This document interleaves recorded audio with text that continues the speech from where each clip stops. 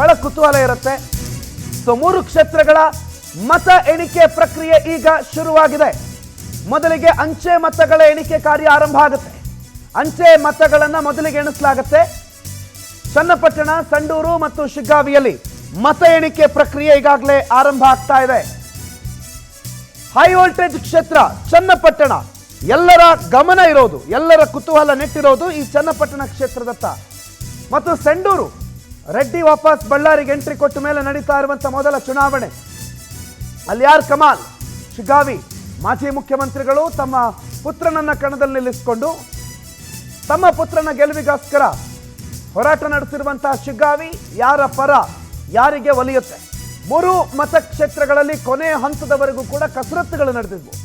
ಯಾರು ಟಿಕೆಟ್ ಬೇಕು, ಯಾರು ಟಿಕೆಟ್ ಪಡಿಬೇಕು, ಯಾರು ಟಿಕೆಟ್ ಪಡಿಬಾರ್ದು, ಯಾರಿಗೆ ಟಿಕೆಟ್ ಕೊಡಬೇಕು, ಯಾರು ಕೊಟ್ಟರೆ ಬೆಂಬಲ, ಯಾರಿಗೆ ಟಿಕೆಟ್ ಕೊಟ್ಟರೆ ನಾವು ಬೆಂಬಲ ಕೊಡಲ್ಲ, ಎಲ್ಲ ಕುತೂಹಲಗಳ ಕಸರತ್ತುಗಳ ನಡುವೆ ಕೊನೆಗೂ ಒಬ್ಬರೊಬ್ಬರು ಅಭ್ಯರ್ಥಿ ಆಯ್ಕೆ ಆಗಿದ್ರು. ಕೆಲವೊಂದು ಕಡೆ ನಾವು ಈ ಬಂಡಾಯವನ್ನು ಕೂಡ ಗಮನಿಸಿದ್ವಿ. ಇದು ಸಂಡೂರಿನ ದೃಶ್ಯಗಳನ್ನು ನೋಡ್ತಾ ಇದ್ರಿ.